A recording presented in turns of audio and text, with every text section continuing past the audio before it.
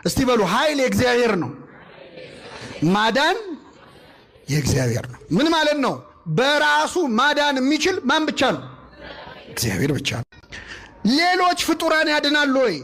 አዎ ያድናሉ። የማዳን ኃይላቸውን የሚያገኙት ከማን ነው? ከእግዚአብሔር ነው። እንጨት ብትነኩት፣ ዛፍ ብትነኩት ያቃጥላል? ያቃጥላል? እሳትስ ብትነኩት፣ እንጨቱን ወስዳችሁ እሳት ውስጥ ከታችሁት ከጋለ በኋላ በደንብ ከተቀጣጠለ በኋላ ብትነኩት ያቃጥላል? አያቃጥልም? እንጨት በራሱ ያቃጥል ነበር? ማቃጠሉን ከማን ወሰደው? ከእሳት። እሳት ማቃጠል የባህሪው ነው አይደለም? እንጨት ግን ማቃጠል አይችልም። የማያቃጥለው እንጨት ግን እሳቱ ሲገባ ምን ይላል? ፍጡራን በራሳቸው ማዳን አይችሉም። ማዳንን የሚያገኙት ማዳን የባህሪው ከሆነ ከማን ነው? ከእግዚአብሔር ነው። መዳን በሌላ በማንም የለም። እንድንበት ዘንድ የተሰጠን ከሰማይ በታች ኢየሱስ ክርስቶስ የሚለው ስም ነው አለ ቅዱስ ጴጥሮስ። ምን ሆነ መሰላችሁ?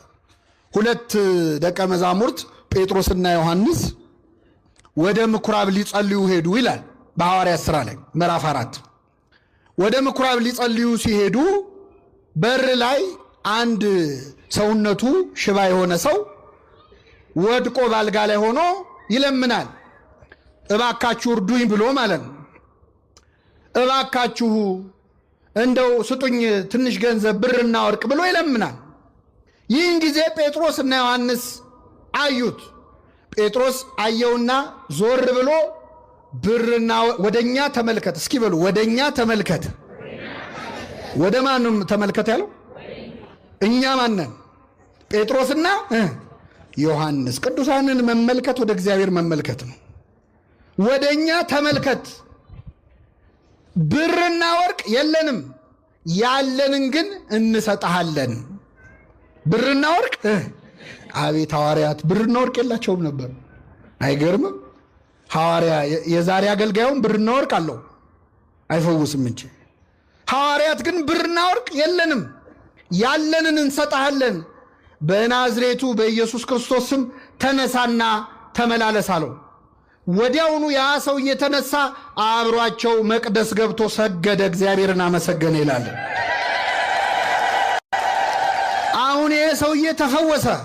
ሲፈወስ ፈሪሳውያን ደነገጡና ጴጥሮስና ዮሐንስን አሳሰሯቸው። ሸንጎ ፊት አቀረቧቸው። ምንድነው የሰራችሁት አሏቸው። ምንድነው የሰራችሁት? እንዴት ልታድኑ ቻላችሁ? እዚህ ላይ እንኳን ፈሪሳውያንም ማመስገን አለበት። አሁን ዘንድሮ ሰው ከዳነ እንኳን ዳነ ነው እንጂ እንዴት ዳነ አንልም አይደለም። እነሱ ግን ያጣራሉ። እንዴት አዳናችሁ? እንዴት ልታድኑት ቻላችሁ ይህን ሰውዬ ብለው ጠየቋቸው። ጴጥሮስ ምን አለ? በምን እንድናድን ትፈልጋላችሁ? መዳን በሌላ በማንም የለም፣ እንድንበት ዘንድ የተሰጠን ኢየሱስ ክርስቶስ የሚለው ስም ነው አለ። ስሙ የተመሰገነ ይሁን አምላካችን።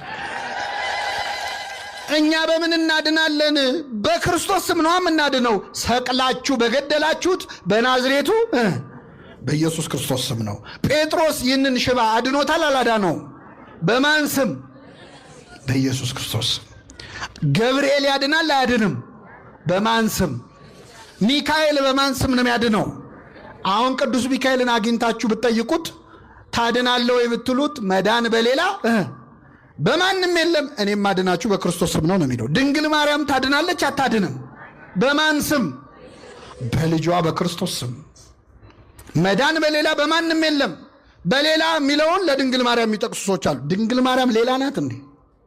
ሚካኤል ሌላ ነው እንዴ? መዳን በሌላ እኮ ነው ያለው። ቅዱሳን ሌላ አይደሉም። እነሱ የእግዚአብሔር ገንዘቦቹ አገልጋዮቹ ናቸው።